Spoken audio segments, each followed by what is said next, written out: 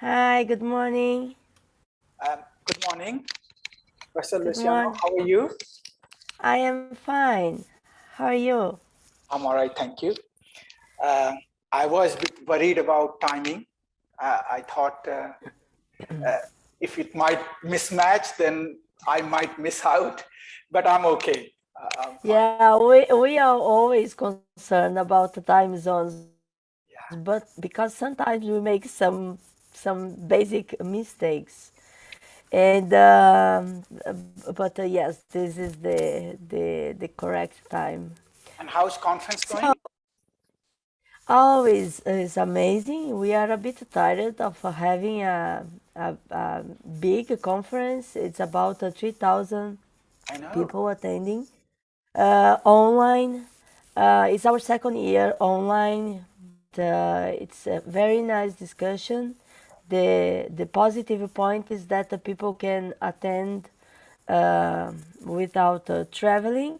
We are a bit more tired than usual, I but know. that is not a Yeah. problem. Yeah. I mean, it has both pros and cons. As you said, Yeah, everyone can attend it, but at the same time, people get really tired with the screen. It's not the same thing. It's not yeah. going out, meeting everyone, and doing all that. No. Many hours connected is not easy. Is not easy in a regular basis for our class, for our meetings. In a Yeah, conference is not easy too, especially because we are doing both things. absolutely. We are we are teaching because you are not traveling, and we are in the Yeah, conference. yeah, no, that's true. So, Hello, good Yeah, morning. Professor Cesar. Hello, hi, Good Edimara. morning. Good morning, hi. Professor Hello. Nice to see Dwivedi. Dwivedi. Good morning, Professor D'Souza. Good Souza. morning. Yeah. Souza. Nice to meet you. Good morning, Hello, Guilherme. Guilherme. Hello, good morning, guys. Good morning. 8:22. Okay, we So have a time. it's a very early morning there, isn't it? 8. Eight, Yeah. yeah, 8:30, and here is about 12:30. So I'm okay. I'm fresh. Yeah. Where are you, Yeah, to you Professor Dwivedi? I'm in London, Where are you? based in London, London, London, UK. you are London. Yes, in okay. London. Good. Our classes usually starts at 8 or 8:30, meetings at 9, so it's And okay. students come at 8:30. Do they turn up? Yeah, we are waiting some colleagues. At that time, well, now with online classes, they just connect, Yeah. and I don't know if they continue sleeping or if they go to work to their jobs. Actually, I mean, we never know. here in UK, we have classes starting at 9 o'clock. But even in 9 o'clock class, you will not find many. So it's only after 10 things you can see the number, Yeah.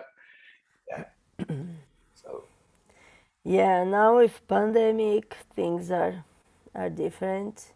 Maybe next year we can have face-to-face classes. we are I having don't know. we are having in UK, we have face-to-face. And large lectures are on online, but seminars all are face-to-face actually. So we are already doing. Yeah, in my university we are having a face-to-face class once a month, Okay. but it's not mandatory. Students can continue through Zoom. It's not mandatory. But I think at least next year we are going to have our conference face-to-face. Face-to-face, yeah. I think, I Wow, believe. that's good news, I believe. Professor Edimara. No, it's not news. No, it's not. No, It's a wish. I was going to Nobody ask you told me. the question that everybody always asked me. Oh, where is it going to be, Professor Edimara? Is it going to be in Rio de Janeiro or where? Porto Alegre, Porto please. Alegre. Oh, yes. No, this is my two wishes. face-to-face in Porto Alegre. Yogesh, just to tell you, last year our face-to-face conference would be in my city, in Porto Alegre, in my university. Ah, okay. So it is one of my wishes for next year that we go back to 2020 and have it face-to-face and in Porto Alegre. We can But hope it's for just it. We can hope for it. Sorry? Yeah. We can hope to have the face-to-face. Yes. We just don't know how the situation will be actually. Nobody knows it. Yeah, nobody knows actually. I mean, things are changing given that, for example, in UK, most of the people are vaccinated, and you can see that now, although large number of infections are coming, reported, but damage is not much.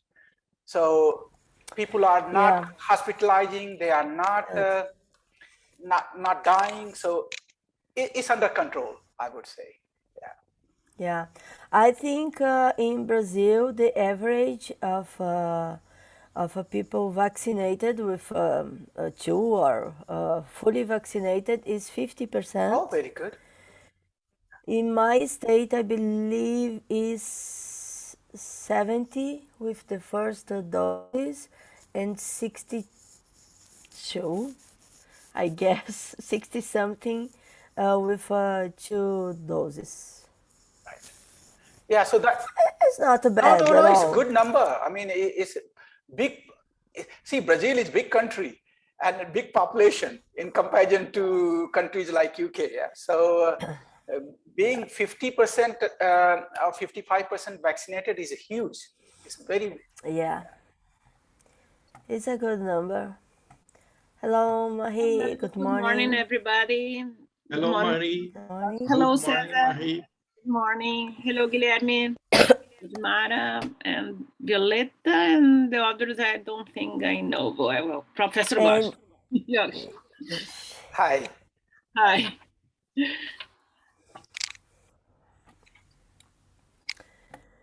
Okay, it's 3 minutes more. Maybe we can wait for a bit more. Yeah, I think we have 2 minutes.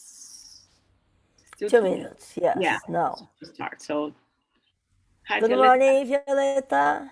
Hi, how are you? Good morning. Hi, everybody. Hi. Hi, Violeta. Oi. Tudo bom, César? Tudo bem. A Claire. Quem está aqui do suporte da Softalisa, que está nos acompanhando, se pudesse identificar?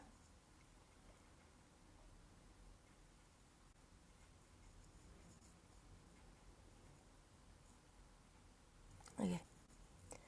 Se a gente precisar, a gente fala direto no chat com a Softalisa. Isso, tem a...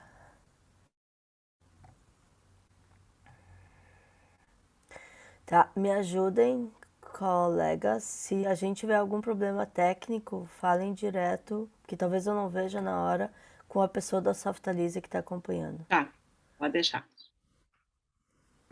Softalisa is our Zoom support here. We are just talking about operational things. Don't worry. Yeah. No, I understand. That's absolutely fine. Running a conference online sometimes is everything okay. Sometimes we have some bad surprises, connection issues. Good morning, Miriam. Hello, Miriam. Oi, Miriam, tudo bem?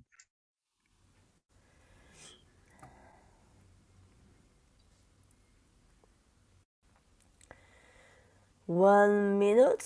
Let's wait for some minutes more, maybe 2 or 3, or let's start sharp. I think, in honor of Professor Yogesh from UK, we need to start sharp, and sharp is exactly now. What do you think? Yeah, I agree, Edimara. I think we have to start on time.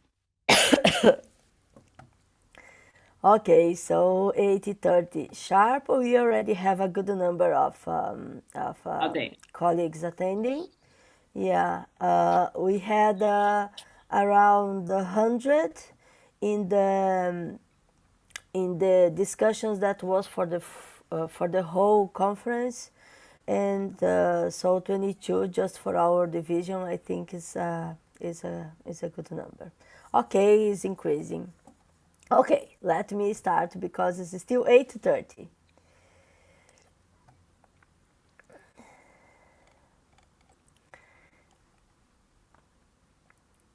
Okay. Good morning, everyone. Thank you for attending the session. My special welcome to Professor Yogesh Dwivedi, who kindly accepted to be the keynote speaker of the Management Information System Division. Hello, Professor Yogesh. Good afternoon. Thank you for being here. We are thrilled to have you here sharing your experience and knowledge with us. And for sure, or I guess we can see several familiar faces, colleagues that probably met you in international conference. Let me briefly introduce you, Professor Yogesh. So I am sorry, my voice is not okay.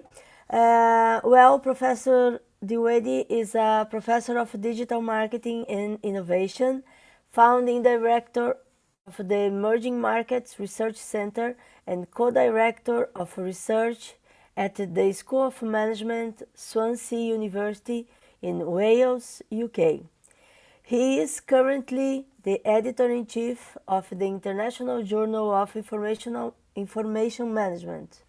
I am sure you all know this journal, which is one of the best IS journals in the world.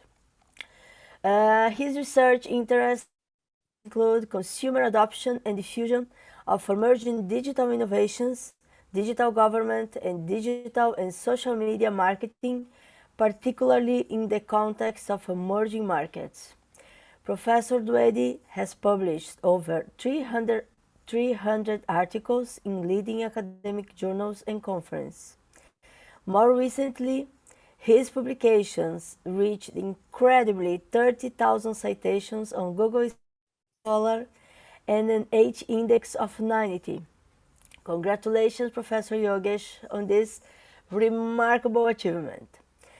So after this speech, we are going to have time for some questions. You can send them through the chat or simply open your microphone and make your comments and questions. Professor Yogesh, the stage is yours.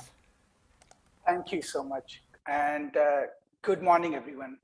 Good morning. And I'm truly delighted to be in this conference as a keynote speaker. And, you know, I like to thank Professor Luciano for having me here as one of the speakers in the conference. So thank you so much. Just obviously, Professor Luciano has already introduced me, but just briefly, I'm Yogesh Dwivedi, Professor of Digital Marketing and Innovation, Swansea University, Wales, UK. I'm also currently leading IJIM, as mentioned earlier, and I'm also involved as Associate Editor of Government Information Quarterly, Journal of Business Research, and European Journal of Marketing. So I also play an editorial role in these journals as well. My research interest, as mentioned, is actually on interface of information systems, marketing, and operations management, focusing mainly on issues related to adoption and diffusion of technology, use of ISIT for operations and supply chain management, digital government, and digital marketing. Considering the increasing interest and debate related to artificial intelligence and its potential impact for both business and society, more recently, I have started exploring issues related to adoption and use of AI, artificial intelligence as well. I wanted this talk to be focused on how to avoid general desk rejection, as this conference provides me with a great opportunity to meet many Brazilian scholars. at one place actually, to convey my expectation as a journal editor regarding submission quality. I'm doing this with the hope that that it may help to increase high quality submissions to IJIM from Brazil and other South American country. I just hope that this will have some impact to receive more and more submission from your country and surrounding areas. By the way, can you hear me properly? Yeah? Yes, Okay, perfect. Great. Yes, perfect. Great. Obviously, I will be happy to answer the questions at the end. However, if you have any pressing question during my talk, feel free to stop me and ask, and I will be happy to respond to those. So with that, I'll begin my talk today.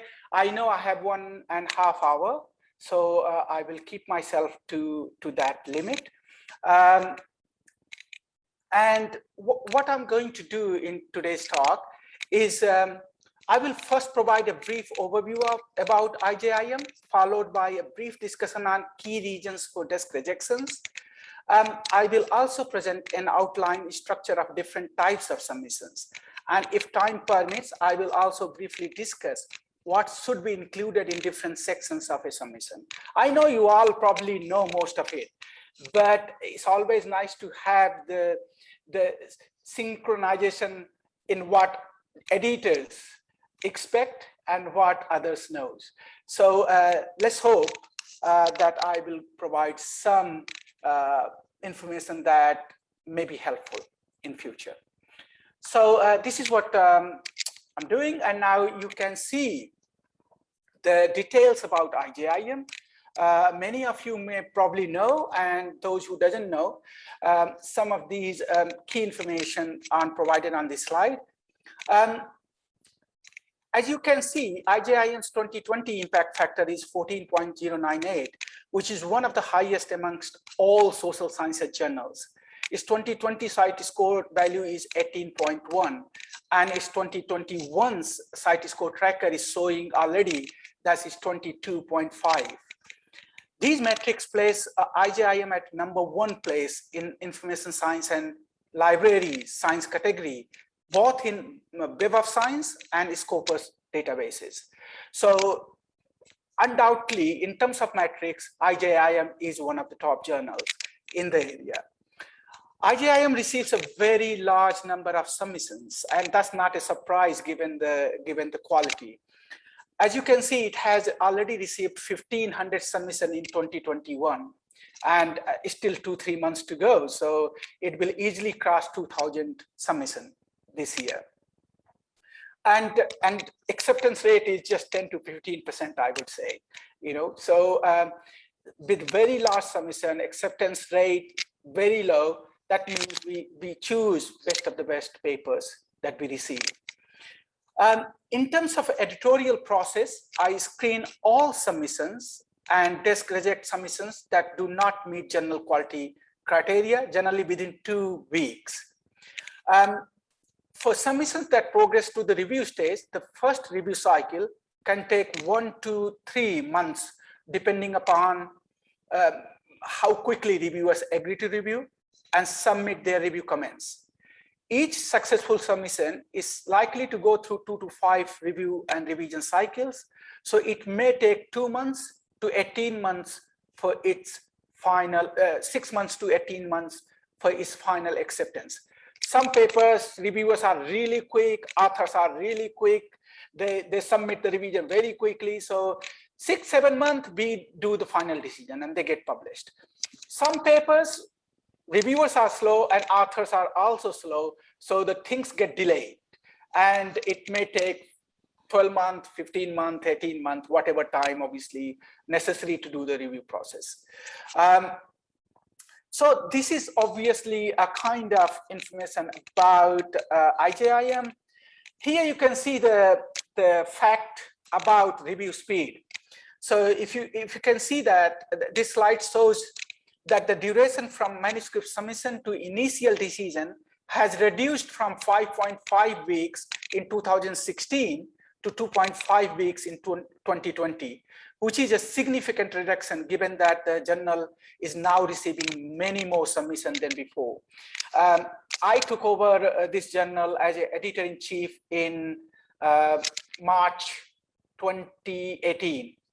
Since then, I have given my best to not to hold the papers. If they're not good enough, they are desk rejected very quickly. And if they are good enough, then we try to do process as quickly as possible, review process. So you can see that a significant decrease in the period for reviewing and desk screening.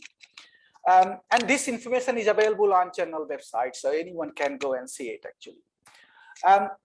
In terms of, if you look at downloads, journals reach, so this slide shows that the articles published in this journal are widely read in countries across many continents, actually. Europe, Asia, even South America as well. So you can see the top 20 countries with the highest downloads, which includes Brazil at 16th place.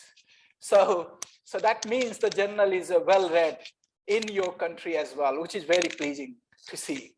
Yeah. Moving on. So that was download. But in terms of how many corresponding authors in last 5 years has come from different country. As you can see, this slide shows that the number of corresponding authors over the last 5 years from various countries across continents. You can see the top 20 countries with highest number of corresponding authors, which includes Brazil at joint 17th, 18th position. So again, not very bad, given that, you know, very large number of countries, authors are contributing in it. Brazil is one of the top 20 countries. Again, very pleasing to see it. Now I looked at, because I've been editor since 2018, so I looked at what is situation since 2019 to 2021. And as you can see that these are the countries from where papers are published, you know, and you can see that Brazil, the 14 papers have been published since 2019, basically 2019, 2020, and 2021. Total 14 papers are published. Now, no other country from South America except Colombia has paper in IJIM. So Brazil has 14, and there is one paper from Colombia published in IJIM. I would like to see, obviously, from other countries, contribution from other countries coming to IJIM. Would be really pleasing to see if you know, contribution and participation from South American countries increases in coming year, and that is my hope, and that is why I am actually giving this talk. That the people, more authors from those countries actually contribute to this journal. So that's kind of in terms of papers. Now, just wanted to give you a glimpse of what kind of topics and technologies are actually receiving more favorable, you know, kind of treatment from reviewers, and that's why they're getting published. So as you can see, you know, this slide shows that topics are more frequently accepted in and published in IJM since 2019. Numbers within bracket represent how many articles have utilized a particular keyword or topic. So as you can see, keywords that are popular include social media, artificial intelligence and machine learning, blockchain, big data analytics, sentiment analysis, smart city, and gamification. Lots of other topics are there, but these are some of those very prominent ones. Particularly now we are receiving so many papers related to artificial intelligence and blockchain. These 2-3 areas are actually too dominant at the moment in terms of number of submissions. And because more number of submissions coming in those areas, more articles are actually getting published related to those areas. So this is just kind of reflection of what we have published within last 3 years. So please, if you're working on in these areas, I would look forward to have good submissions from you in near future.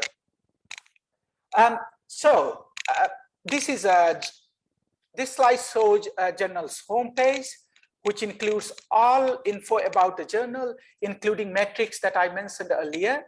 So to know more details about IJIM, please visit the journal homepage. Please feel free to contact me if you don't find any specific information that you may be looking for about anything. I would be more than happy to respond and clarify your queries. You can see the journal homepage shows that the journal is actually #1 in information science and library science category, and journal is indexed in more than 15 databases, including Scopus and Web of Science, as you know. So now moving on, given that obviously I provided the kind of overview about journal, its reach, its readership and authorship. Now, having provided a brief overview about journal, let's move on to briefly discuss regions for desk rejections, which was actually main aim of my talk. As you can see, IJM has a very large submission rate. Therefore, peer reviewing all submissions can have detrimental effect on our reviewers' workload and review quality. Hence, IJIM conducts 2 levels of desk screening to eliminate all submissions that are likely to survive our full review process, either due to lack of fit. Ah, tá, só um pouquinho. Any question or anything? Não, eu estava entrando numa palestra. Edi, silencia ela, tu é a host. Tá. Tem. Sorry, Yogesh. Claudia, please, could you mute your phone, Claudia? Sorry. No, it's okay. No, that's fine. That's fine. I just wanted to ensure that if anyone has question, I can answer. No. So sorry, somebody unmute. Okay, sorry. No problem. Either due to lack, so we desk reject either due to lack of fit with the journal scope or lack of theoretical and methodological rigor. At the first level of screening, as the EIC, editor-in-chief, I read the submitted article and may desk reject where submission failed to meet the IJIM criteria. For the regions I will be outlining hereafter. Submissions that pass the first level of screening may go through a second level of screening by the associate editors. They look at in more detail, and they may also desk reject some of the submissions. Okay. So before I discuss regions for desk rejections at IJIM, I would like to mention that we just published this editorial on this very topic, on desk rejection. In addition to me, 8 editors from other leading journals, IS Marketing, Hospitality, and Entrepreneurship journals have shared their views in this editorial. You can see Christy Chuang from Internet Research, Karen Convoy from European Journal of Information System, and Marianne Janssen from Government Information Quarterly. Likewise, I mean, different editors have contributed in this editorial. So it's not just my view, but many other editors' view that has gone into this editorial. If you may read this editorial, you will see editors across different subject areas have specified similar regions for desk rejections. If anyone would like to read this editorial but may not have access to it, then please feel free to contact me and I will be happy to send a copy of it. So please let me know and I would be more than happy to forward a copy if you want to benefit from it. So that's just to mention that what I'm talking here is actually available in this particular article. So you can get more in-depth view if you like to have. Okay. Here are some of the common reasons why we desk reject submissions, actually, which include, as you can see, duplicate and previously rejected submission, plagiarism and self-plagiarism, lack of adherence to journal and author guidelines, lack of fit with the journal's scope, inadequate connection with existing work published in the journal, poorly structured and developed manuscript, inadequate length and language related issues, theoretical and methodological issues, inadequate contribution, and then some cautions about bibliometric analysis, descriptive review, and meta-analysis type papers. So what I'll do, I will briefly discuss each of these, mention more information about each of these in subsequent slides. So the first one, submissions are desk rejected or rejected after review simply because they are deemed inadequate or inappropriate for publications.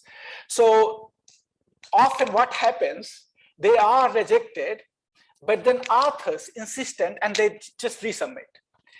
And what happens, most of the journal systems now flag that this is duplicate submission, basically. It tells that this submission was submitted before and has been submitted again. So we look at that very carefully and see, was it reviewed? Was it desk rejected?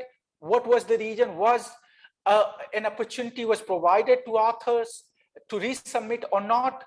And if we see that, no, we didn't actually allow or invited to resubmit, then we simply desk reject those submissions. And this is obviously simply waste of time for authors to resubmit again, and waste of our time as an editorial time to process and reject again. So obviously my suggestion is to authors, not only for my journal, to any other good quality journal, if editor has provided an opportunity to resubmit, then feel free to make improvement and resubmit. However, if editor has not provided that opportunity and has rejected either paper from desk or after review, then better not to submit it to same journal. Make improvement and submit to somewhere else. We generally desk reject all such papers where we rejected it before and we did not provide opportunity to resubmit. So many, I'm mentioning this because many submissions come like this, and all those get desk rejected again. So there is no point submitting those kind of papers. This is obviously now getting quite problematic because all journal submission systems has software embedded in them, and they all provide similarity index. Yeah, so basically most of the high quality journal, if they have similarity more than 15%, they desk reject submissions. What we do, we actually look at 15%, but we also look at if it's more than 15%, I generally go and look at the report in detail and see if the actually similarities because of the use of random words or standard words related to methodology or related to theory. Is this similarities due to that, or similarities because chunk of text has been taken from author's previous paper or someone else's paper? So if the text is taken either from author's previous paper or some other papers, then those papers are generally rejected. So I think our recommendation is that authors should spend some time very carefully looking at their paper and ensuring that they don't have overlap with other previously published paper. One more thing I would like to mention, sometimes authors actually look at similarity using software available outside. And those software may show lower similarity. However, we follow our journal software that is embedded within system, and similarity given by that system might be different from what you have already checked. So shouldn't be surprised if the paper rejected and you have already checked that the similarity was lower. Well, similarity according to journal, well, is higher than what you might have already seen. So this happens, and because of that, some authors come back to me and say that, look, I thought our similarity is quite low. And in that case, I send them the report. I always forward them report. They can have a look at it, and they can actually check where there is a problem, because otherwise, if they submit the same paper somewhere else, they will get rejected there as well in the same way. So if the authors approach me, I always send them the report so that they can benefit from it. So that's, and also I would like to mention that our journal software, it does not include citation and references in the similarity. So sometimes authors think, oh, because of the citation and references, that your system is giving very high similarity. No, that is not the case, because our system does not include references and citation when it estimate the similarity for the paper. So it's mainly basically text that coming from different papers or different sources is included. Now moving on, other issue is a lack of adherence to the journal and author guidelines. I mean, this is very simple thing, very obvious things. There's so many papers does this. They don't format the paper according to journal guideline, and therefore they get rejected. I mean, all submission must meet the basic formatting requirement. I wouldn't say we don't expect you have to format it like final submission, no, but the basic requirements should be met. So for example, the abstract should be standard abstract, right? You probably know standard abstract, which is one paragraph. There is no heading in that, and then there is a structured abstract, right, which is Emerald journals uses, where you have headings for abstract. You have methodology, you have this, you have that. So often I receive papers that has a structured abstract, and that is not our format, and that's kind of poor practice. The author basically got rejected from there, and they directly submitted to our journal. And that give negative impression, and therefore desk rejected. Similarly, as per guide for authors, there should be a separate editable file along with the submission to include 3 to 5 highlights, and each highlights should be 85 characters. That's our requirement, basically, for journal. What happens often, if either there is no highlight, or if there is highlight, each highlight is generally 2-3 lines, while it should be just 85 characters. So again, not meeting the criteria. An author just didn't put time to prepare it, and that just gives very poor impression. If other things also not good, then paper likely to be rejected. Similarly, I mean, IJIM is like a journal that follows APF referencing format, right? It follows authors and year citation and referencing format. But what happens, many times I receive paper which has like numbered citations and referencing. Now again, that is problematic, because our reviewers, our readers are used to author's year formatting style. We don't want to review paper that is not abide by our guidelines, So again, I would say authors to actually meet these basic criteria that journal suggests to them. Additionally, the journal follows a double-blind review process. Yet several submissions insert author details in the main manuscript, actually. So, we can't review those papers because they're not blinded. We have to have submission that is blinded.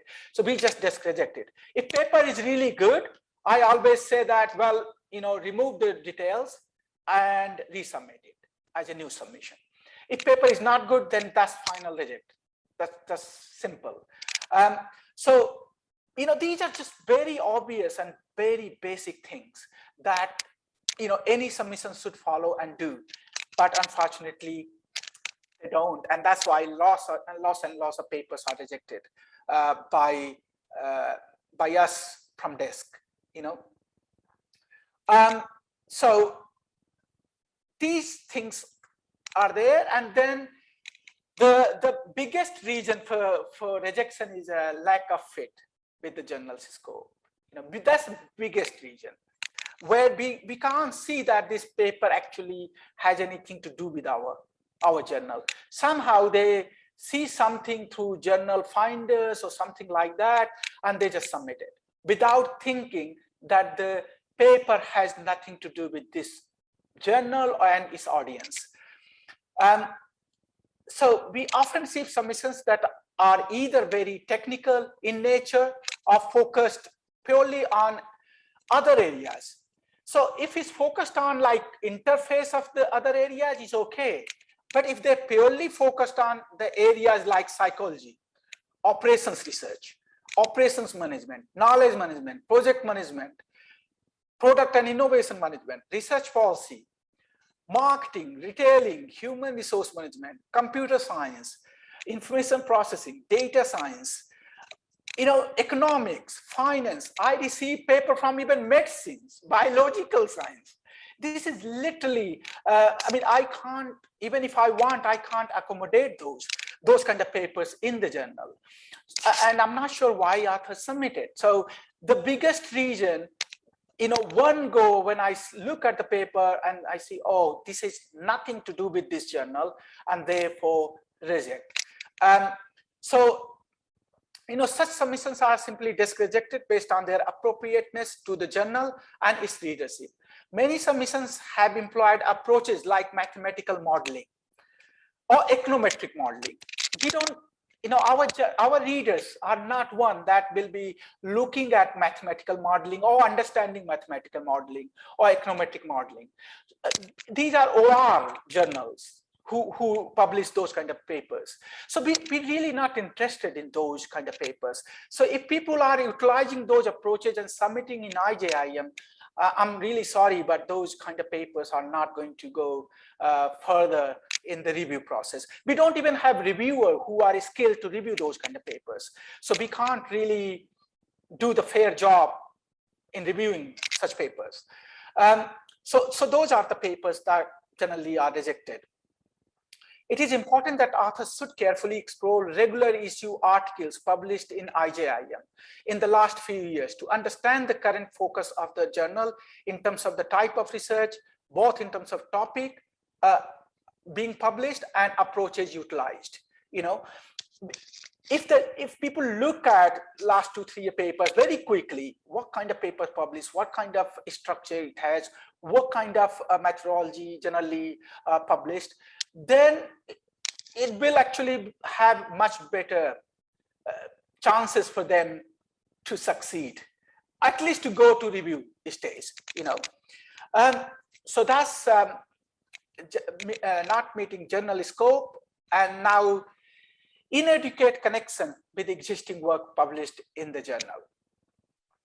This point is somewhat related to the previous point that I mentioned. Some submissions may have their focus on information management, but they may not have utilized any relevant work from IJIM and other related journal, other closely related journal. So, that also give indication that, well, you might be actually touching upon to information management, but your foundation is not information management, and therefore it's not good for our readership. So this makes it difficult to assess their contribution. If nothing is linked that is published previously in journal or closely related journal, how would I know that what you are saying is anything new in that? So I cannot assess the actual contribution, and therefore I'm not sure about it, and I desk reject it, or other associated editor will desk reject it. So it's very important that whatever journal you decide to submit, or to you want to develop your paper for submission for a particular journal, make sure you are aware of that journal's literature. Make sure that you utilize key articles, key research from that journal, so that your work is fully informed from the previous journals, previous research. And that gives confidence to editor and associate editor and reviewers that the work is robust, work has some value to the readership. Another problem is if you have not cited any paper from and recent paper from the journal and closely related journal, is finding reviewers. Who are the reviewers? Reviewers are those who has published similar work. And if you have not actually cited appropriate work, it's very difficult for us to go and look for the reviewer from outside. And even if we look for and invite them, they don't accept, because they don't think that this work is, even if they accept to review, they just don't submit review after seeing the paper. And if they submit the review, it's generally negative review. So it's not good, actually. If the papers are there, relevant papers are there, and particularly if the papers are published recently related to your work, you must actually look at, and you should integrate those work, not to favor the journal, not to do anything. It is for the benefit of the work that the previous work is properly cited and discussed in the submission that you are making. So that's the the issue. Many journals, many editors, very very careful about it. They generally look at your abstract, your title, and they go to your reference list and see that how many references are coming from his or her journal and other related journal. And if the not good number of references are coming, then well, it's not for us, So it's like, I give you example. I said the submissions coming from marketing, HR, and economics, and I mean, if they are an interface, they will have good number of references from IS and IM area, as well as from economics or marketing or other disciplines, whichever disciplines they are from. But what happens if the 95% of references coming from marketing, for example, then that is clearly a marketing paper, not a IM paper, and therefore that paper would be desk rejected. And this is where you need to maintain the balance, actually, So so that's that. And then poorly structured and developed manuscript. That's another major reason why paper get desk rejected. All other reason I can ignore, but fit, contribution, and structure and development I cannot ignore, because if they're not so developed, it will take really long us to do the several round of reviews to get it developed. And reviewer generally after 2 rounds of reviews, they decline to review. So we are in tough situation what to do if they decline to review after second round of review. So if the paper is not really well structured and well developed, they generally be desk rejected. Such submissions may lack important sections such as literature review, hypothesis development, discussion, and conclusion. Those which are not very well developed and structured. Submissions may have these sections, but in partially developed form. Yeah. For example, such submissions may have weak motivation and poorly defined research problem in the introduction section. That's very quick to see, actually. It doesn't take me too long to look at. They may have literature review, but it might be very descriptive. So it's paragraph after paragraph about each study, but there is no synthesis.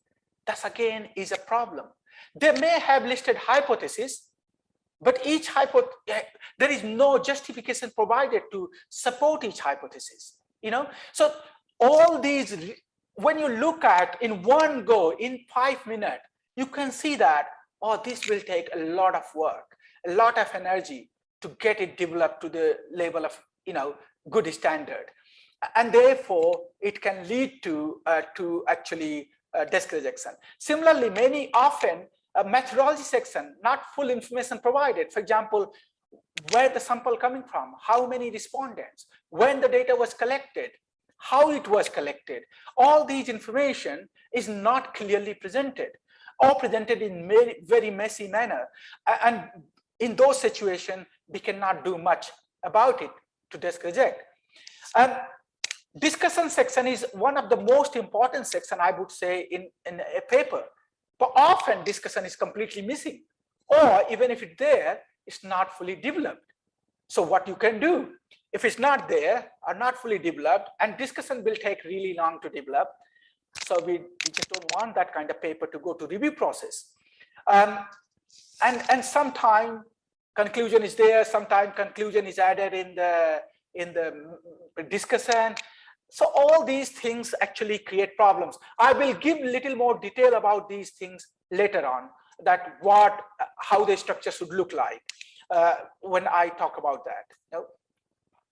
EnANPAD kind of language related issues and formatting or length issues, you know. So submissions should not be too long or too short. Sometimes I receive submissions that have just 2,000, 3,000, 4,000 words. Sometimes I receive submissions that has 15,000, 18,000, 20,000 pages after pages.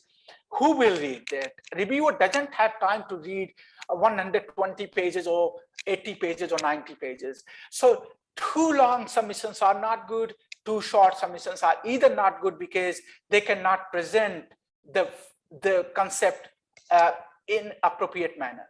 So I would say length around 10,000 words would be appropriate, you know. And also obviously English language is not it's not a mother tongue for many of us. So it's always good idea to get it copy edited, get it proofread before submission. So that can avoid lots of criticism from reviewers if it goes to review process. It's not so good if editor read abstract and conclusion and see that, oh, you know, it doesn't make sense actually, many sentences, then they think that it's not worth sending to reviewer because they will also have same problem and they reject it. So my emphasis is please keep the length about 10,000 words and get it copy edited before submission, which will actually maximize the opportunity for your submission. Okay. And now theoretical and methodological issues. I think I mentioned some of those. You know, lack of adequate theoretical underpinning, poorly thought through and supported hypothesis, student sample of data, very small sample size, and inadequate reliability and validities in quantitative submissions can lead to desk rejection. Yeah, these are the things that I can very quickly check and say that, oh, you know, this is not good. Articles that are focused on technology adoption, where the paper examines intention to adopt something using cross-sectional data, unlikely to go to review process actually because of their limited contributions.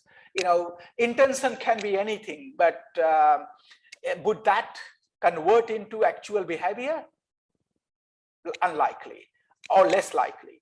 So if the submissions just focus on you know, limited thing, then they're unlikely to be reviewed fully. Similarly, a lack of strong theory building development at the back end of qualitative papers. You know, qualitative paper doesn't need a strong theory part at front end, but they do need to demonstrate that there is some form of theory, either in form of framework, model, propositions, taxonomy, something like that. Some form of theory being built or developed in discussion section of the qualitative papers. And if that's not done, if the qualitative paper just describe the result in the form of quotes and comments, that's not sufficient from a very high quality journal. You must demonstrate theoretical contribution in the form of theory building, then only such submission can go to review process. Otherwise, we generally return those submissions to authors for further development, And same thing happens to literature review paper. Lots of literature review paper comes, but what happens? These are just descriptive reviews. They describe the current findings, and that's it. Nothing more there. So description of current finding is not a contribution unless you tell how field, how research area progress further. And that can be done by building some form of theory through the literature that you have analyzed. Unless that is done, it's not sufficient. So again, all these kind of submissions are being discredited, unfortunately. So these kind of methodological and theoretical issues should be checked and fixed, and then only submitted to that. Now, inadequate research contribution, that could be because of the theoretical issue, that could be because of the methodological issue, but that could also be because of lack of novelty in terms of topic or lack of novelty in theory utilized. For example, we all probably know technology acceptance model, TAM. TAM has been used thousands of times, and if you're just repeating the TAM, retesting the TAM, it's not sufficient for top journals. They don't even entertain the TAM-based studies anymore. So unless if you're using TAM and you're bringing something really novel, it's okay. We will obviously consider it. But if you're just using the TAM to re-examine another technology, it's not sufficient. We will not able to take those kind of papers. So inadequate contribution, as I said, could be due to any issue, due to the methodological shortcomings, basically sample and analysis, or because of theoretical issue, the theory is not built properly, not tested properly, or lack of novelty in the topic. All these things can actually lead to lack of contribution and therefore rejection. Okay. And then finally, a word of caution for bibliometric analysis, descriptive review, meta-analysis, and data-driven research. Yeah. So bibliometric analysis, I'm not a fan of it actually. Everyone, it's like everyone in 10 days, you can create a paper and submit in a journal. No, that's not. These kind of journal require substantial rigor into submission. And bibliometric analysis doesn't give anything, doesn't tell you anything. It just gives you some data, some pattern. But what that means, not much. How that will progress the area further. I'm not sure how. It can give you some glimpse to help you to understand how things has been done in the past, but not for future. And the surprising thing is that when actually people conduct bibliometric analysis on new topics, the topics that just started, and they're already conducting bibliometric analysis. When there is no literature, how can you conduct a bibliometric analysis on that? So obviously those kind of papers are just no for IJIM or any top journal. You can see that you can submit any top journal, they will not entertain those papers. These kind of papers should be submitted to more specialized journal. For example, Scientometrics. Scientometrics is a journal that actually publishes all bibliometric type of analysis, although they expect very advanced bibliometric analysis, but they do publish those kind of papers. Descriptive reviews.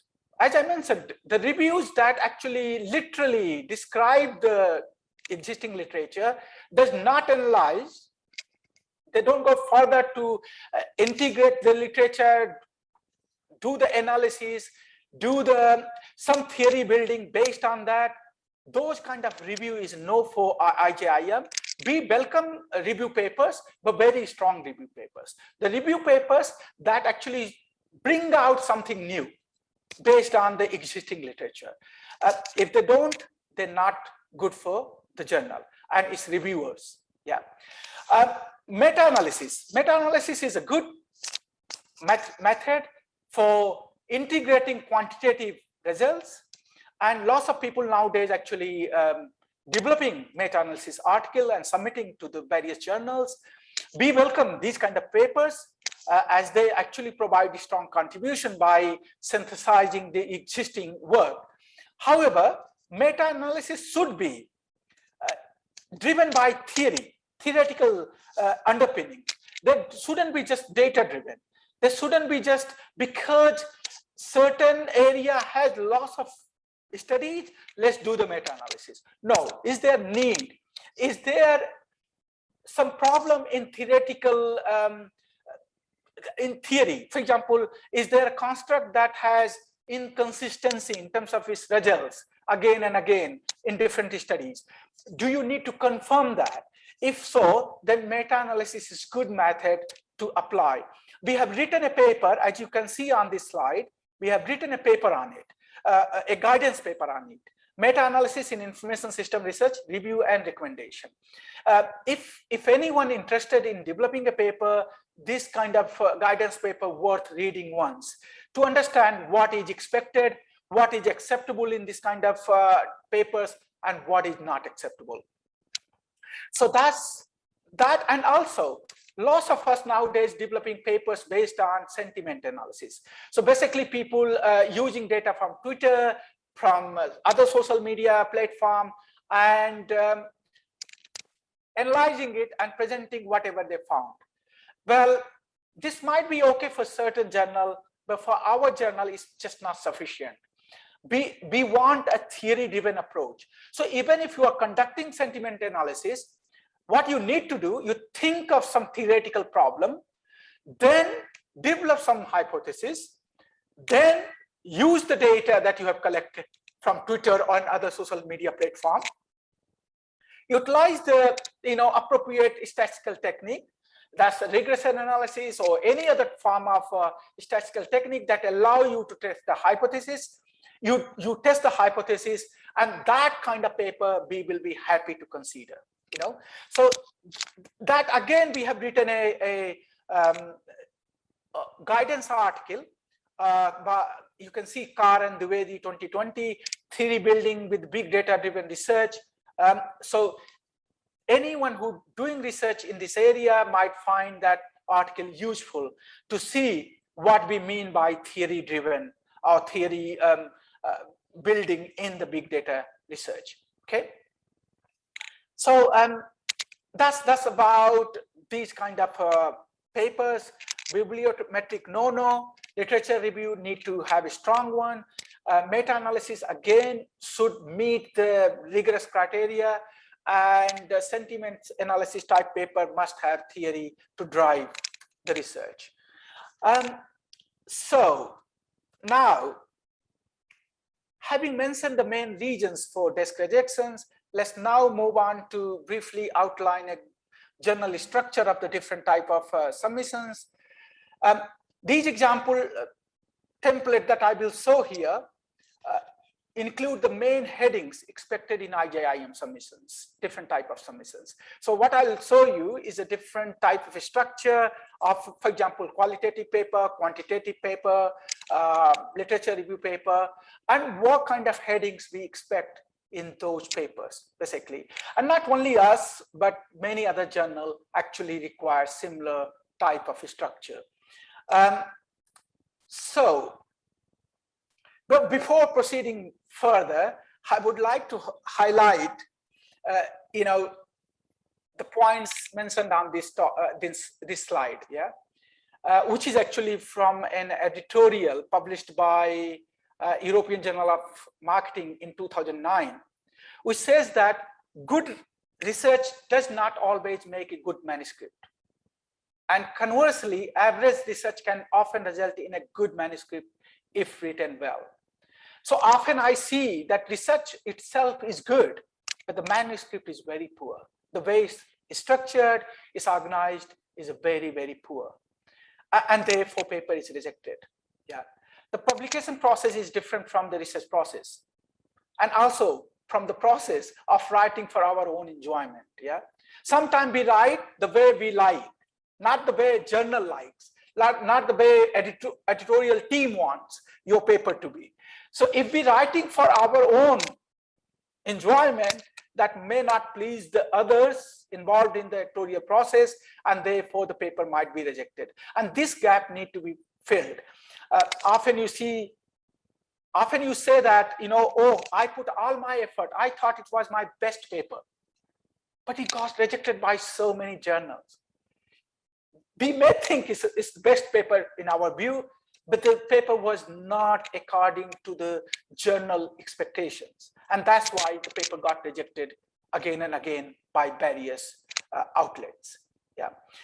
And just to say that, obviously, journal rejection is not a comment or not a reflection on individual, him or herself. It is obviously reflection on the work that has been submitted. So, I mean, we should not get offended when paper get rejected, basically. It's not that you are rejected or I am rejected. It's the work that has been submitted is rejected because it did not meet the criteria. Okay.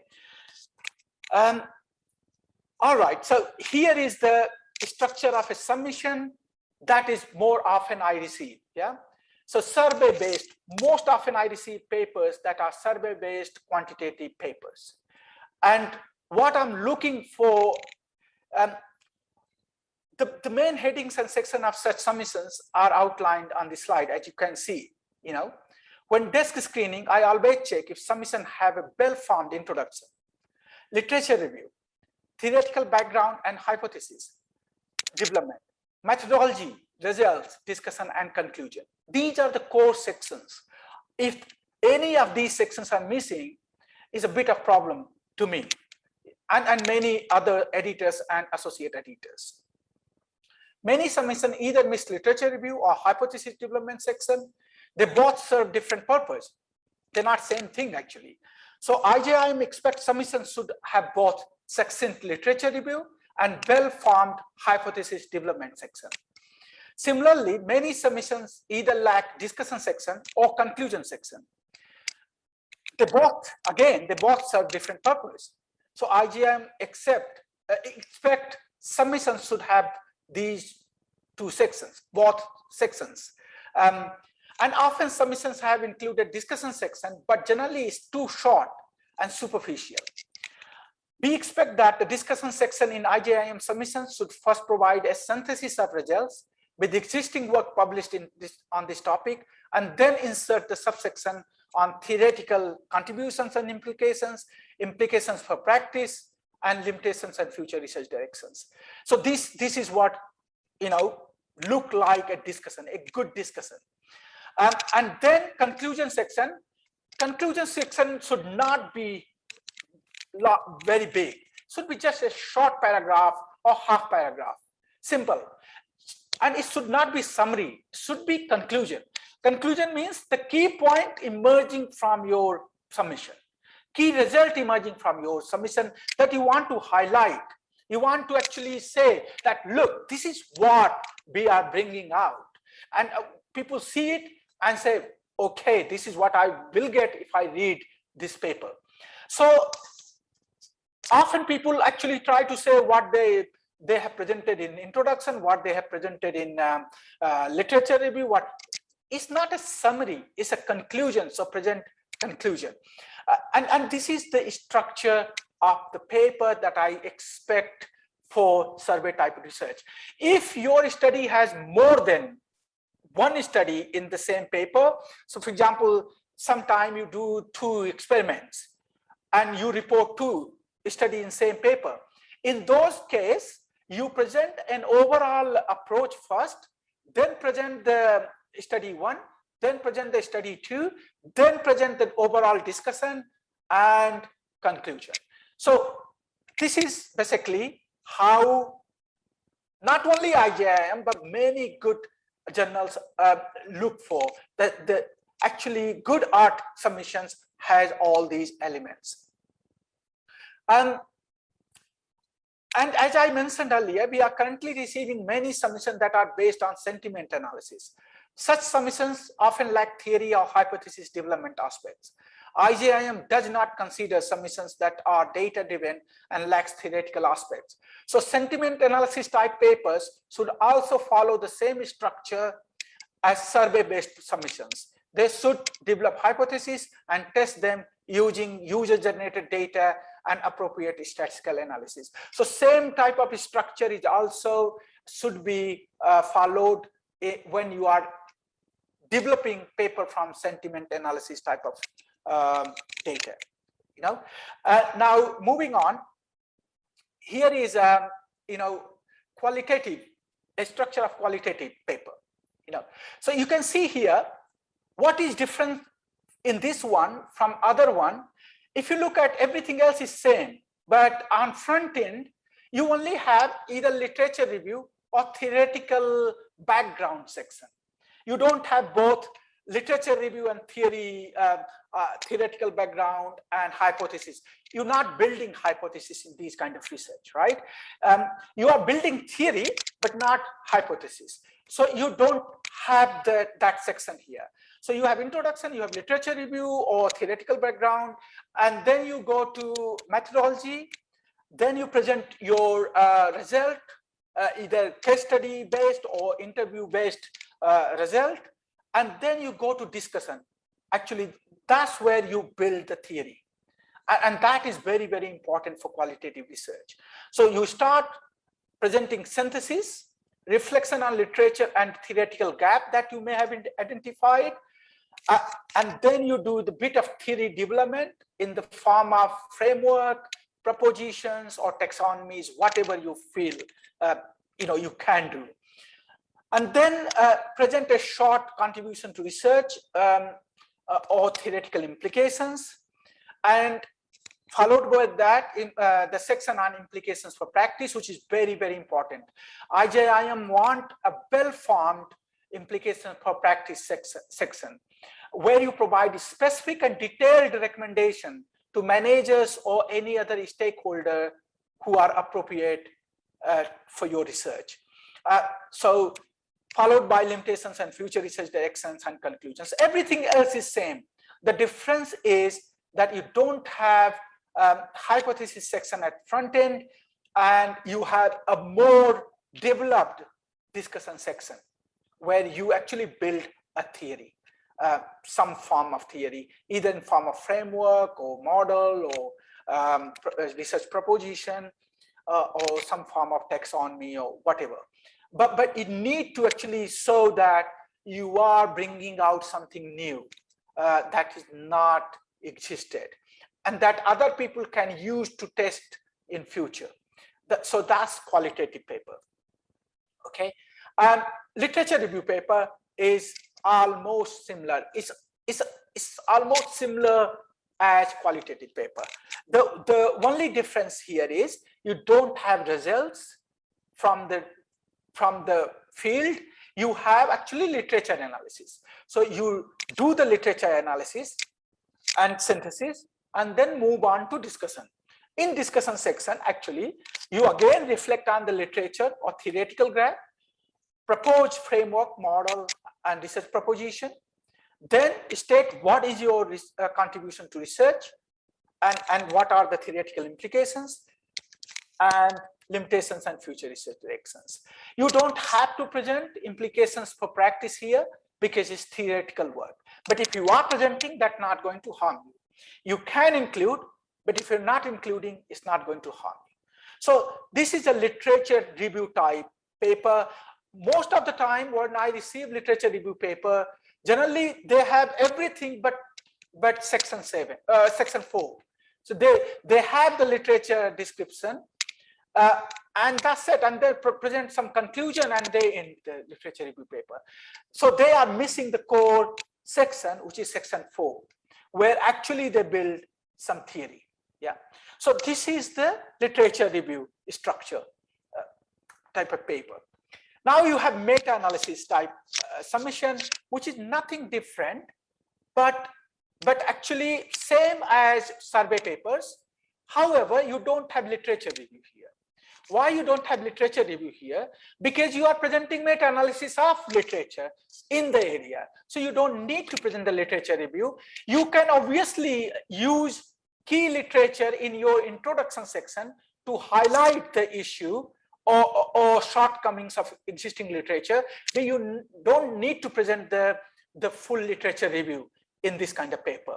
What you need to do though is again, you need to develop the hypothesis. You need to provide a strong theoretical underpinning for guiding your meta-analysis, and then you present your methodology, result, discussion is same as before, and conclusion and differences.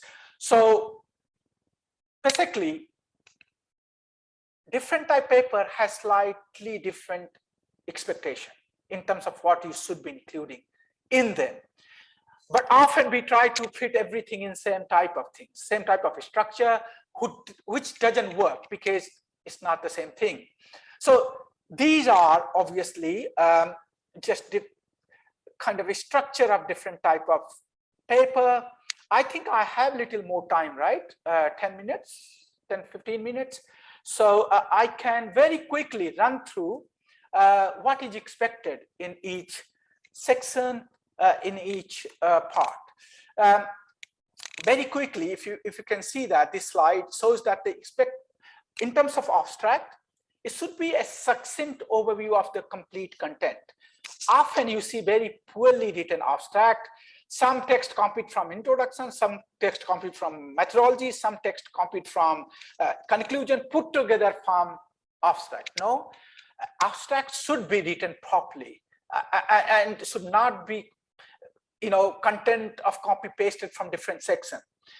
And it should include in 1 or 2 line background or research problem and the purpose of research in terms of theoretically and methodologically how research was conducted, key results, just key results, you know, and not describing everything, but just telling what is the most important and what is the key contribution of the paper.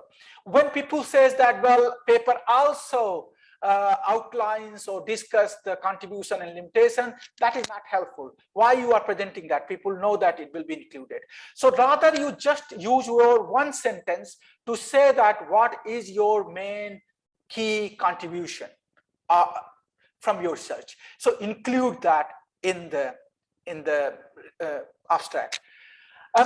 It's a good idea to write abstract at beginning, but then rewrite when your full paper is written, because you will know actually much better your work once it's fully written. So rewriting the abstract at the end is always a good idea. As I mentioned, structured abstracts are different. You can see the structure here, but they are not, except they're not something we actually want.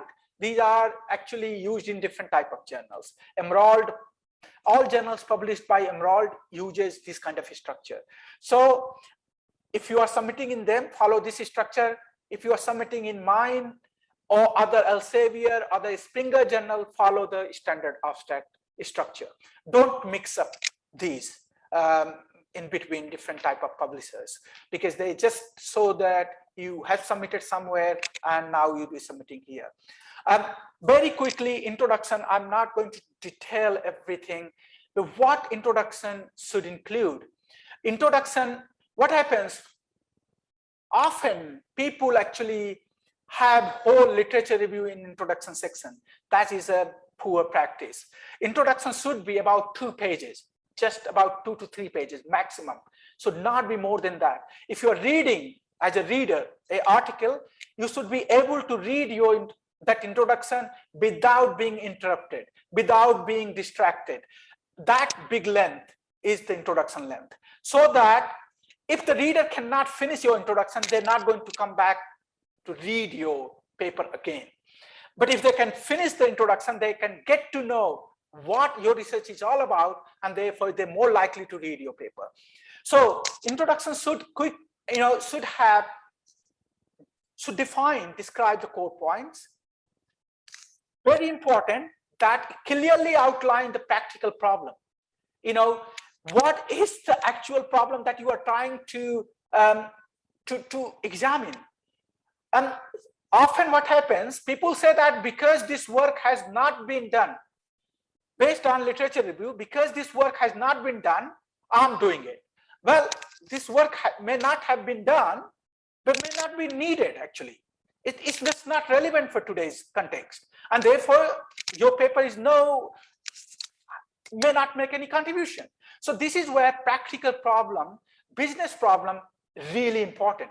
So that you first outline the business problem, and then actually you look at what work has been done to already, examine that problem, and then you say that this is the actual shortcoming of that area, and therefore I'm going to examine it.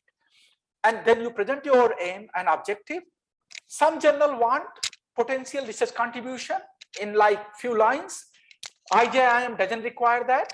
If you want to present, it wouldn't harm you, but we don't need it. And at the end of introduction section, you should give like 3-4 lines of overview of remaining section. So it's kind of signposting what else going to come for the readers, So that's about introduction. Little more about here. I mean, how you structure it in terms of space. I'm not going to talk about this given the time is very short. But the thing that I would like to highlight, avoid presenting full literature review in it. Unless your work is theoretical, you're writing a theoretical paper, don't present full literature review in introduction section. That's very, very important. Other thing is, introduction section text should be read without interruption. So that means you should not have subheadings, subsections, figures, tables. You should use the data from figure and tables if necessary to support your argument, but you should not present chart, graphs, tables in your introduction section. It interrupts the flow of the reading and it's not good for any paper. So we don't like such paper where they have either several subsections or presented several figures and tables. We just want 2 pages of simple text outlining the research problem, theoretical problem, aims and objectives, potential contribution, and overview of remaining section. That's what introduction is. Okay. And as I said, many submissions lack full problem definition and are equate that with the research gap. Research gap is one thing, research problem is another thing. Don't mix up these two. These both things are important in introduction section. And obviously, as you know, the topic, your introductions clearly show that the topic that you have examined is timely, relevant, and novel. Unless you have demonstrated that, it's very difficult that the paper, unlikely that the paper will go through the review process. Yeah, so that's just introduction. Very quickly, literature review section. As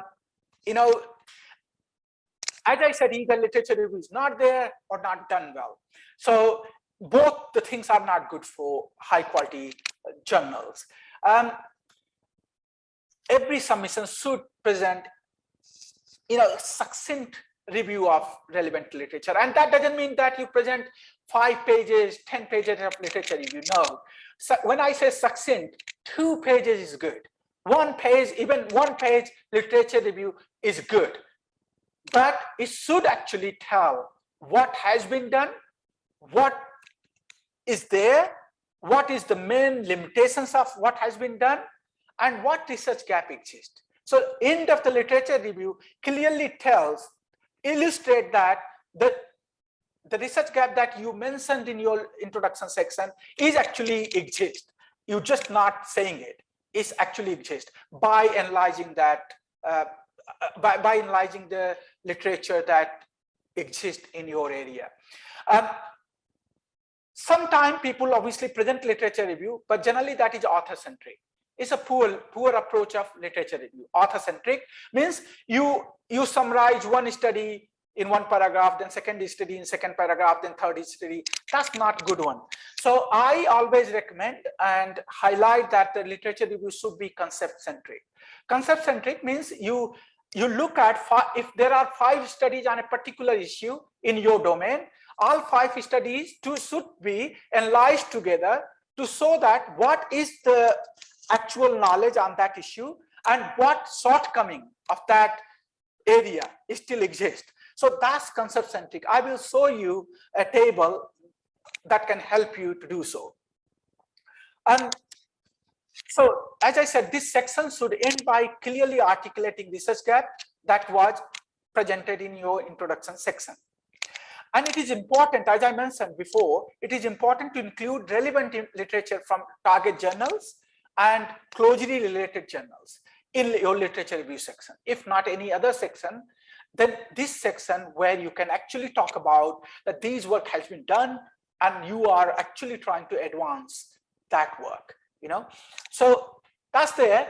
Here is a kind of concept-centric, how you undertake concept-centric literature review. So if you look at table 1 on top, and it is from Bester and Watson paper on how to conduct literature review, published in MIS Quarterly Executive in 2002. I would say all PhD students, all early career researchers should read it once, should just look at this paper once to just understand how a nice literature review paper should be done, or actually how nice literature review should be done, regardless is paper or PhD chapter, whatever it is, how literature review should be done. So if you look at table 1, it says that in concept-centric, you have concept X, for example. So trust in digital government, just take that as one concept. Now, there might be 10 studies. You try to actually bring out the findings from all those 10 studies together and try to look at what are the main shortcomings still exist in that area and how you can address, and basically what are the research gaps and how you can address. So that's how, if there are 10 concepts in your area, you bring those 10 concepts separately, probably 10 paragraphs. That's it, job done. Yeah, but how you go about doing it? Because if you start doing it like that, it might be difficult. But you go first. What you do? You go at table 2. So what you do? You list all the studies at first column, and on the row, second row, which is A, B, C, D. These are concepts. So as you are reviewing each study, you discovering the concepts, right? So you put those concepts in different columns, and then when you're reviewing different studies, you just keep crossing or keep ticking that which concept actually you have found in which study. And at the end, you create another table from this table. So that table may have just 3 columns. First column, the theme or concept. Second column, journal remarks, means you can just give 2-3 lines, key result and key shortcomings. And third column, key studies or references that actually have examined that particular things. That table can be created from this concept matrix. Concept matrix you cannot put because it might be too big. It might be too long, So it's better to put this condensed version of concept matrix. And you will see many papers actually report those kind of tables in literature review. Anyway, given the lack of time, I'll just quickly run through now this. The third section, you see the theoretical background and hypothesis development. What I often see that there is no comment on which theory was utilized, why that was utilized, what alternative exists. Basically, people just start with that hypothesis development, which is not so good approach. I would say all areas, all domains have more than one theory. And I would always recommend that you should give a brief, like half paragraph or few lines, just few lines saying that which theoretical paradigm guided your research or utilized by you to guide your research, and why not other alternatives, and then you go to hypothesis development section. And in that, actually, one thing I would say, sometimes people have 20 hypotheses, 30 hypotheses. It's too many, not good. That's not a study. You lack parsimony there, and therefore lack of contribution. And therefore, journal editors simply reject those papers. You know, it shouldn't be too few hypotheses unless it's experimental research. If it's experimental research, you can live with 1 or 2 hypotheses, yeah? But if it's survey-based research, you have sufficient number of hypotheses, for example, at least 4 or 5 hypotheses, so that there is enough comprehensiveness, and it's, so basically you need to have balance between parsimony and comprehensiveness. That's the point I'm trying to mention here. Now, each hypothesis must be supported by enough discussion, justification. And if you read some papers on theory and theory development, they say theory is not what, theory is not construct, theory is not factor, theory is not relationship. Theory is the logic, why a particular relationship should exist, why a construct A has effect on construct B. That reason is the theory, and that discussion actually is that reason that you should present, you know, before presenting the hypothesis. So when I see a 10 hypotheses or 4 hypotheses presented without any discussion or just discussion 1 paragraph, then that's not enough for me. I simply reject those papers. Each hypothesis must come at least with 1 paragraph discussion. And what that discussion should include is, should define the construct and discuss their importance, how that has been examined in the previous literature, why that is relevant to your research problem, and how that is similar or different from previous studies. You know, your context, how that is similar and different from previous studies. Basically, why that relationship should hold in your case, in your research. You know, otherwise, anything can be tested, anything can be proposed. So that logic should be there, you know. And one other caution I would like to give here is that don't try to propose more than 1 relationship in same hypothesis. That factor X and Y will have effect on Z. That's not a good hypothesis, because if your hypothesis is significant, what that means? X is having effect on Z, or Y is having effect on Z. What is that? So don't propose more than 1 relationship in same hypothesis. That is a flaw, and people simply reject those papers, you know. So that's that. Methodology, very quickly, what should be included? You know, you should very briefly comment on selection and justification of your method, then provide information about, you know, participants and data collection procedures like population, sample frame, sampling technique, sample size, data collection, tools and techniques, when you collected data, from where you collected data, all that details should be there. Without that, there is no confidence in methodology. Also, you need to provide details about your instrument and or measures development, where you actually consulted your measures or items, how you modified it, how you validated it, and from where you collect. A source should be there. If you're presenting an appendix of table of the measures, provide the source as well, because that gives confidence. If you have space, you can briefly mention the ethical issues, any ethical issues that you like to mention, and also justify what kind of analysis you did and why. You know, sometimes we don't want to mention why, when data was collected, because data might have been collected 3-4 years ago, right? So it's a bit too old.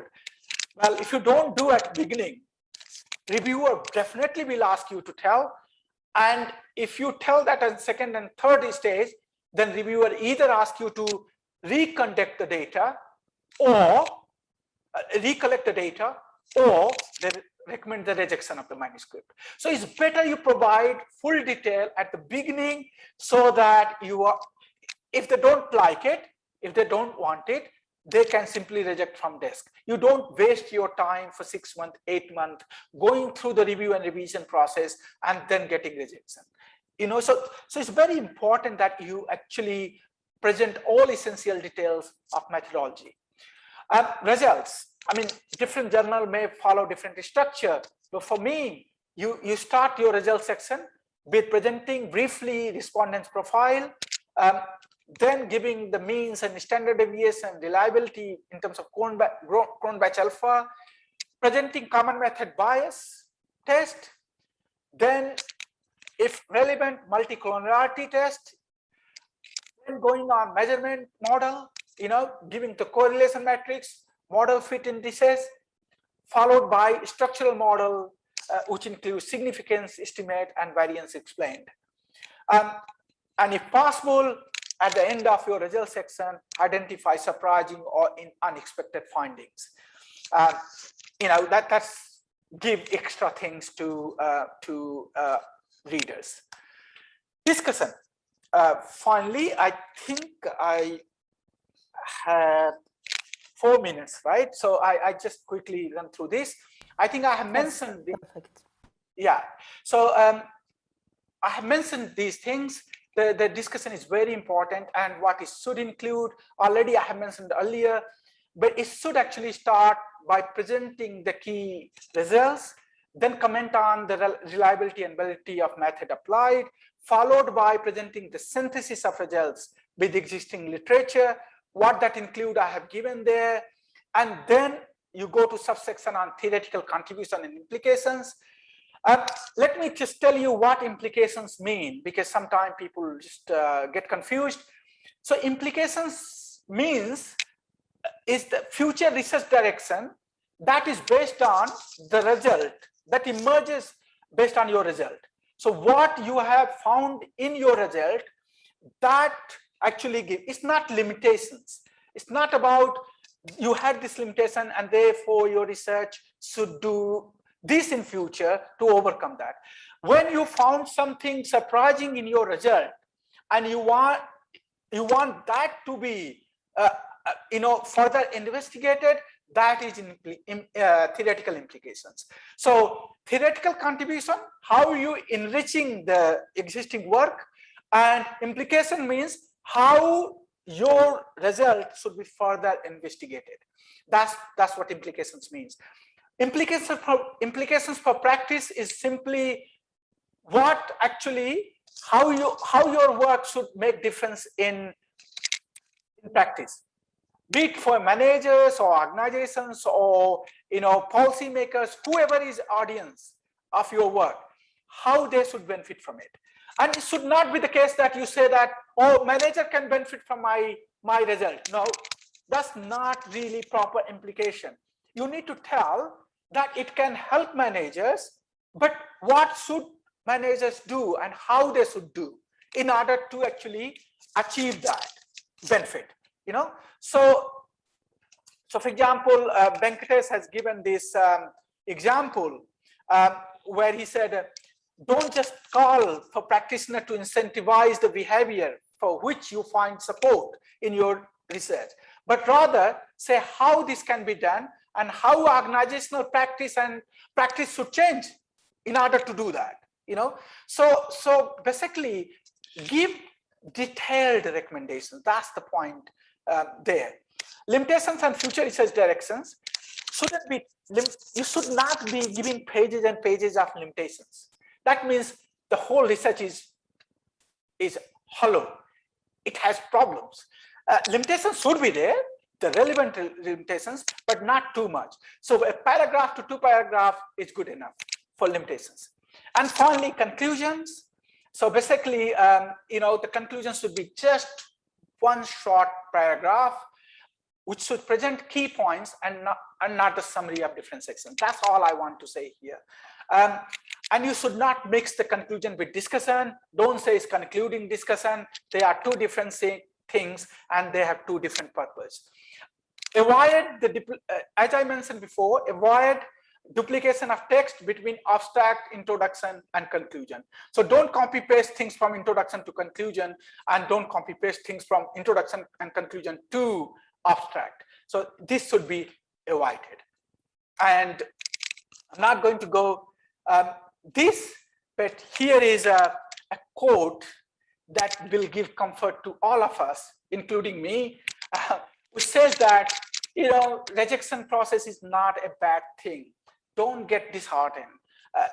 You know, we all get rejected, regardless how many times we have published, how many papers we published, we still get rejected. So rejection should be taken as a learning process to improve your work, to publish it even better place than where you tried, rather than thinking your work is not good.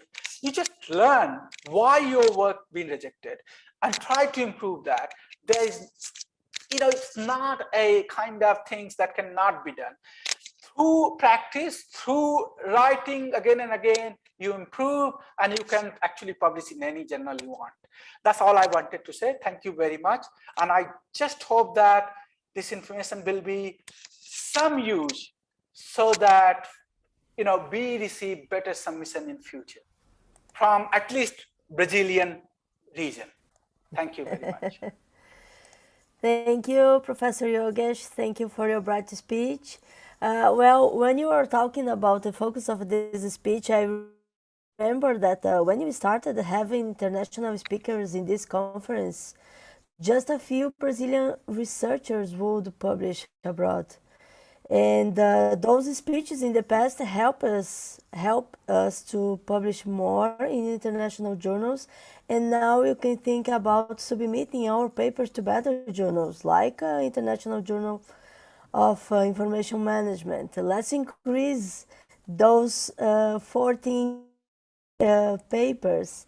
And the final quote is interesting. This is our learning process.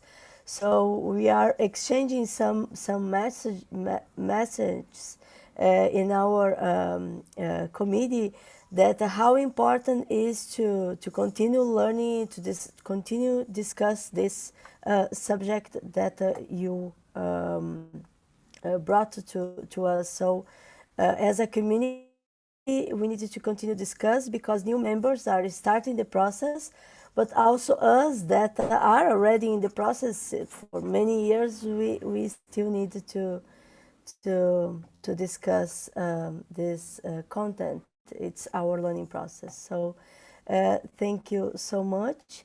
So my colleague Mahi is going to organize the questions now. So we have time for some questions. Thank you, Professor Yogesh. Thank you. Thank you. Hello, Professor Yogesh. Thank you very much for your talk. It was a class for everybody, even for us that we are researcher for a long time. I think each of your slide brings something new and refresh our mind in some details that sometimes we forget. So thank you very much to be with us and share your experience with us. And something that came to my mind first to open for the floor, I have a question. So it's like you mentioned about your journal that you are editor and I wonder if you are thinking to open for a special issue in Latin America context. So for instance, to bring some perhaps to open for a special issue for let me say not only authors from Latin America, but that deal with the Latin America context. So I think I would like to know how open you are to do, you know, this kind of work. I mean, this is a very good point, Mary. And I've been thinking about this kind of regional focus, but you know, it's very difficult to find people, top level people who can actually organize a special issue that meet the general requirement. So I'm very, very willing to do this. If some of you who are really strong in research area come forward, propose a special issue, and I would be happy to support that.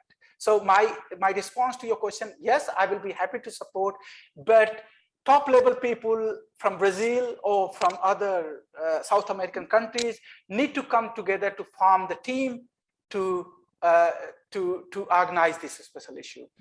Again, in IJIM, I think there is someone here who knows very well our review process. I don't know if I pronounce his name correctly, Messiel. Yeah, so I can see. Yes, Marcel, yes. So he regularly reviews us. He has published paper in IJIM. He has organized a special issue, co-organized a special issue in IJIM, and he has seen that how I operate. I always keep full eye on the papers. I don't want to compromise with quality, even if they are special issue papers. So I would not obviously always undermine guest editor's decision, but I'll make sure that before paper accepted, it reaches to appropriate quality. So if you want to organize, I will be happy to support it, that initiative.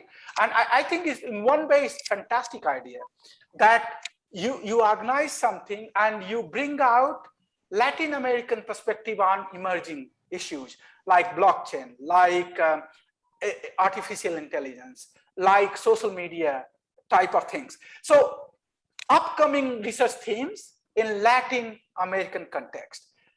If Professor Luciano, yourself, Messiel, for example, few others from other South American countries want to come together, form a special issue, let's do it.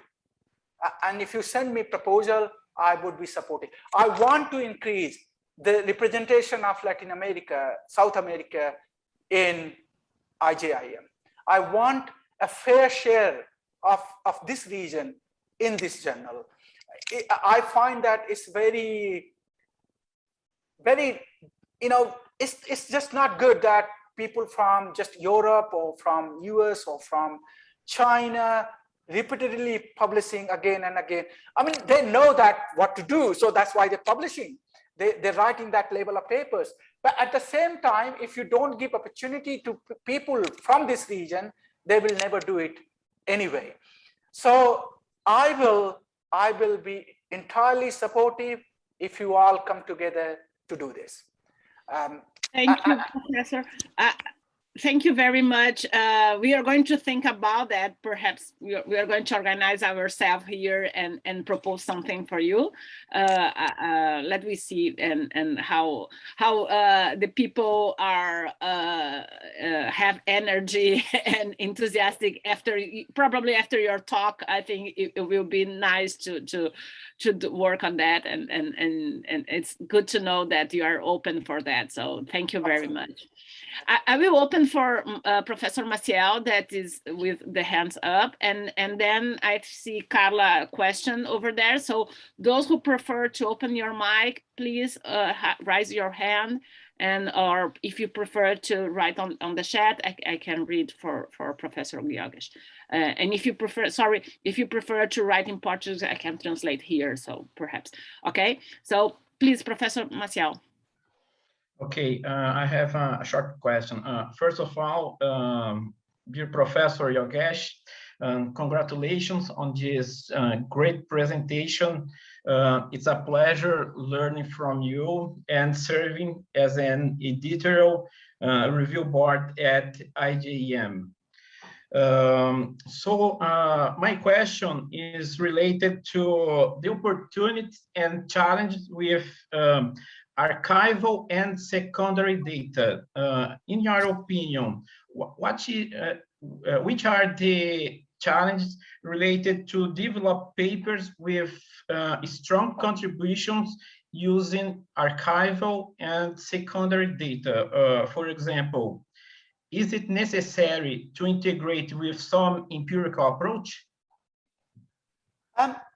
See, so it depends upon archival, what label of archival and secondary data you are referring.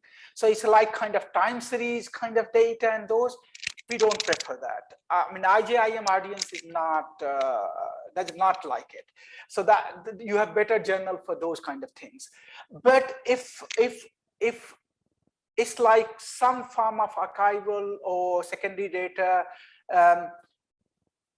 if you're referring kind of social media type of data and all those kind of, those things are fine. As I mentioned, they need to be guided by theory. So you really need to think about why certain patterns should emerge, right?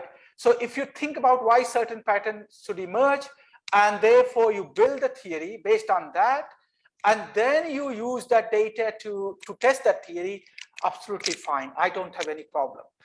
But if just kind of data analysis presented without much of theoretical underpinning, regardless that is primary or secondary data, we're not very keen about it. So that's in short my answer for that. I mean, if you say if you give me a specific example of secondary data, probably I will be able to give a more informed view on that. But just knowing, because secondary data can take very different forms and shape, and some may be appropriate and some may not be appropriate for our journal. Yeah. Okay, thank you. Thank you, Professor. I don't know, Carla, do you want to ask by yourself, or do you want that I read here your question? Because she rose her hand, but okay, I will read here. I think she wants to know about your opinion, Professor, about methodological contribution in information management area and the journal fit with this approach. I don't know if I understand, but something related to the methodological contribution in information management. So methodological contribution is always very difficult to demonstrate. It's not just information management or information system area. It's not easy to, you can easily demonstrate theoretical contribution, but methodological contribution means you are making some difference in the existing method, how you conduct research, how you conduct, for example, literature review, how you conduct data analysis. If you bring out something new into that, then it's a methodological contribution. However, if you just applying or technique or tool that has not been applied in area, you think that is methodological contribution, then that might not be. Sometimes people actually develop instruments, for example, new measurements for different constructs that could bring methodological contribution. However, that has to be really robust. Most of the journal does not like measurement type paper because of lack of theoretical contribution, and if they're not robust, there is not much of the methodological contribution. So it's a difficult one. Now, again, it's a very broad question. So if I knew what kind of methodological contributions he's referring to, I would have given different response, but that's what my response is for this question. Yeah. Thank you, Professor. Any other questions for the floor? I cannot see any question. Well, I have another one that is more operational, I will say, but I think that many of us many times had this situation that you receive like 2 or 3 reviews from your paper, and then some of them are contradictory. So sometimes, one say something and the other say the opposite, and you need to, but you were accepted as a major review or some minor review, and then you have to answer those questions, those reviews. So what would you do in this situation? So I have something that I do, but I would like to listen from you. What is your position in this kind of situation that sometimes you are embraced because you have to answer all the reviewers? I think it's our responsibility as an author to answer them. However, sometimes we are in, okay, what I can answer if this contradiction and, you know, and but the paper was accepted. So accepted like with minors or with majors review. So, okay, so I would like to listen from you what you do on this kind of situation. Yeah, this is quite, I mean, very good question and very common occurrence. You know, often I receive this kind of email as well from author, that reviewer 1 is saying this and reviewer 2 is saying this, which path I should take. Yeah, I cannot directly tell which path you want to take, but I can only tell. I always say to author, look, you look at the comment, not the easy, but the relevant. Which reviewer's comment is more relevant? I mean, if it's contradictory, one going to be relevant and one going to be less relevant, right? It's not going to be, it won't be possible that it's contradictory comment and they both are relevant. It's not going to happen. So if one is relevant and one is not so relevant, you go with the reviewer that is actually given you constructive comment or relevant comment. Try to, you know, provide a very good justification, explanation, how you resolve that. And then when you go to answer the second reviewer who has actually given less relevant comment, be very polite, don't offend the reviewer, be very polite to say that, look, the other reviewer has provided this kind of comment and we have actually did this, we addressed this comment in that way. So basically it's very difficult for us to actually address this comment. By doing so, we have to undo the changes that we have made. So although we appreciate your suggestions and comment, the other reviewer comment has put us in position that we cannot undertake, or we are unable to undertake this particular change. And actually what happens if that reviewer, the reviewer that had given less relevant comment, what happens if that reviewer give, for example, reject after that, for example, then editor will look at the comment and response. Editor always look at, in this situation where one reviewer saying accept, second reviewer saying accept, third reviewer saying reject, because of the 1 or 2 comment not being addressed. Editor always look at and see that what relevance that comment has, and if it is really problematic, then only editor actually go back to author and say, look, fix this problem, and then we progress further. They won't reject directly. I don't think, I would not reject such paper directly. I would give author opportunity to do further change if needed, or I may just accept it anyway, based on other 2 reviewers' comments. You know, so different editor take different approach. This is my approach, but in my experience as an author as well, I find that if you have actually done justice with your revision, they won't reject it. Even if one reviewer causing problem, you will succeed in getting your paper in at the end, because you are actually, you have done what is needed properly, you know. So that's the response to your question.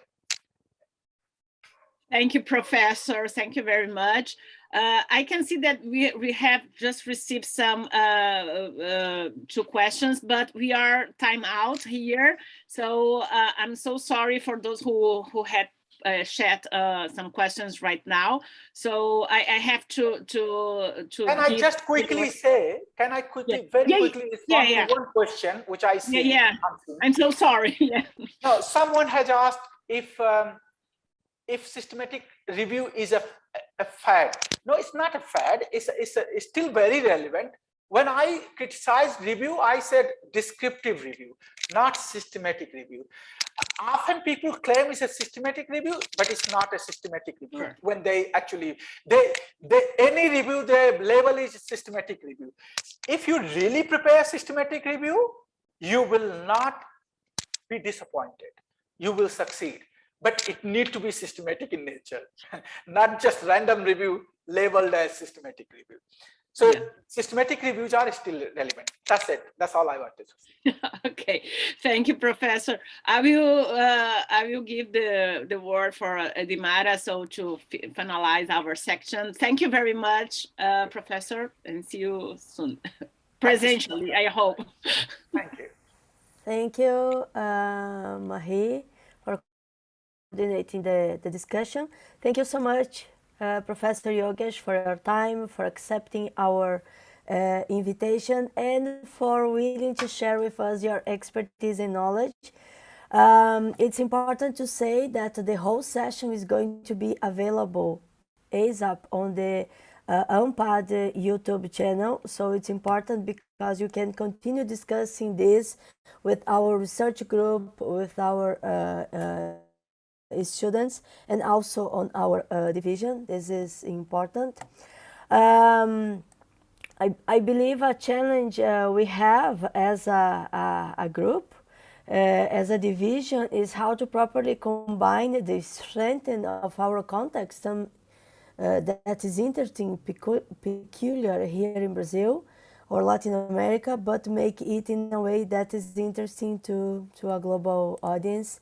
And for sure, this speech, this discussion was remarkable on helping us to pursuing it. I just would like to remind you that the event closing ceremony is going to happen at 2 a.m. and that the meeting of our division is going to happen at 4:15. And on this meeting, we are going to have the awards of the best papers. So see you around in the conference, and I hope to see you papers, also my papers at IJIM. So thank you everybody for attending this session. If you don't mind, open your camera so you can take a picture or actually a print screen. Okay, please smile. 1, 2, 3. Hold on, we have another one. So thank you everybody for attending this sessions. Very important for the community. And Professor Yogesh, thank you so much. Thank you very much, everyone. Thank you for being patiently listening me. And I look forward to interact with you all again. And hopefully a special issue will be organized in near future. We will work on it. Thank you. Hello, Luis. I can see Luis here. Yeah. So thank you so much, everyone. Bye-bye. Thank you. Bye-bye. Take care.